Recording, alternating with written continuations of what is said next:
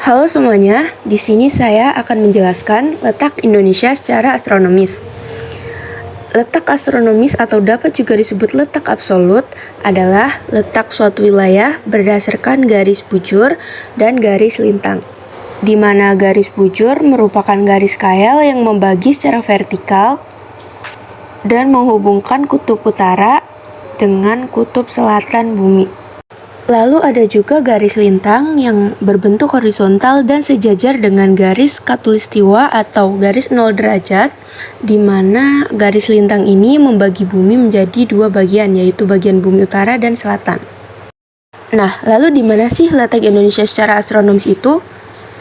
Letak Indonesia jika dilihat secara astronomis, yaitu Indonesia berada di antara 6 derajat lintang utara sampai 11 derajat lintang selatan,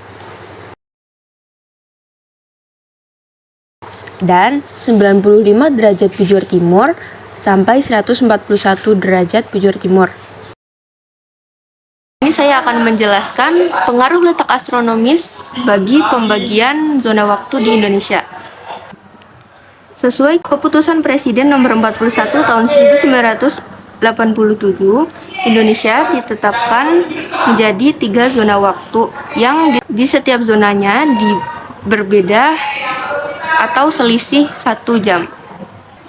Kira-kira apa saja 3 zona waktu itu?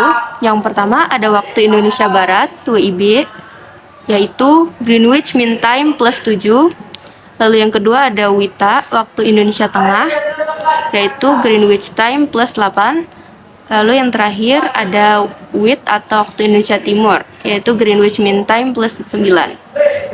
Wilayah Indonesia yang termasuk ke dalam WIB atau yang berwarna merah ini diantaranya yaitu Pulau Sumatera, Pulau Jawa, Pulau Madura, Provinsi Kalimantan Barat, lalu Provinsi Kalimantan Tengah, dan pulau-pulau kecil di sekitarnya. Selanjutnya, wilayah-wilayah yang termasuk ke dalam WITA waktu Indonesia Tengah atau yang berwarna kuning ini diantaranya adalah Pulau Bali, Pulau Nusa Tenggara, Kalimantan bagian selatan, Kalimantan Utara, lalu Kalimantan bagian timur, dan yang terakhir ada Pulau Sulawesi, serta pulau-pulau sekitarnya. Lalu yang terakhir wilayah yang termasuk ke dalam WIT waktu Indonesia Timur yang berwarna hijau ini diantaranya adalah Pulau Papua atau Irian Jaya dan Pulau Maluku, serta pulau-pulau kecil di sekitarnya. Ini saya akan menjelaskan letak Indonesia secara geografis.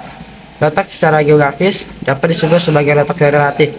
Indonesia secara geografis terletak di antara dua benua dan dua samudera. Dua benua yang dimaksud itu adalah benua Asia dan benua Australia. Dan yang dimaksud dua samudera itu Samudra Hindia dan Samudra Pasifik. Dan di sini saya akan menjelaskan mengenai letak Indonesia secara geografis terhadap iklim. Letak geografis mengaruhi musim di Indonesia. Indonesia memiliki 2 musim, yaitu musim hujan dan musim kemarau.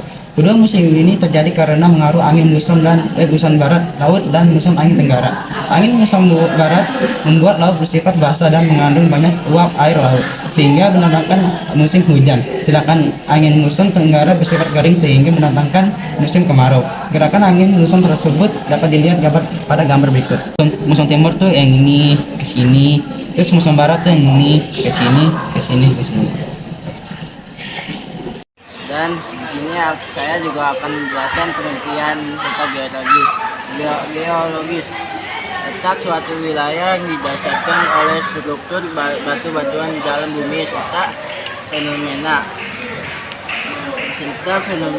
geologi di wilayah tersebut disebut dengan letak geologis.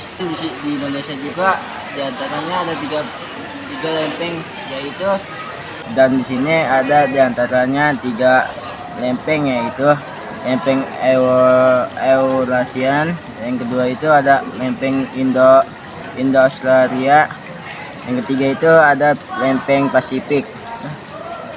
Ini saya akan menjelaskan letak geologis Indonesia di antara 2 dangkalan atau paparan. Nah, di sini ada dangkalan Sunda, dangkalan Sahul. Apa itu dangkalan Sunda dan Sahul? Dangkalan Sunda merupakan daerah yang menghubungkan wilayah Indonesia bagian barat dengan benua Asia. Nah, Dangkalan Cisaul adalah daerah yang menghubungkan wilayah Indonesia bagian timur dengan benua Australia. Nah, saya akan menjelaskan pengaruh letak Indonesia secara geologis. Apa saja pengaruh letak geologis bagi Indonesia?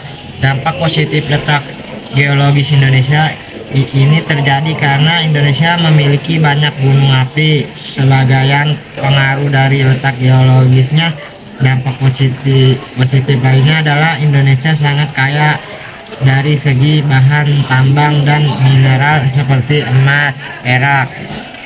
Nah, sini saya akan menjelaskan membentuk rangkaian pegunungan. Bagaimana proses pembentukan pegunungan? Pegunungan terbentuk ketika dua buah lempeng bertabrakan dan melengkung ke atas. Pegunungan yang terbentuk lalu diasa oleh erosi yang diakibatkan oleh angin, hujan, gletser, dan longsoran. Gunung sebenarnya tidak diam. Gunung tersebut secara terus-menerus semakin tinggi, semakin rendah, atau bergeser. Nah, selanjutnya saya akan menjelaskan terbangun topografi yang bervariasi. Apa saja yang termasuk topografi? Beberapa jenis topografi yang kita kenal secara umum adalah daerah berbukit, dataran, dan pegunungan, namun tidak sebatas itu. Topografi dalam arti lebih luas juga membahas mengenai vegetasi dan pengaruh manusia terhadap lingkungan serta kebudayaan lokal. Nah, selanjutnya saya akan menjelaskan memunculkan peristiwa gempa. Bagaimana peristiwa gempa dapat terjadi?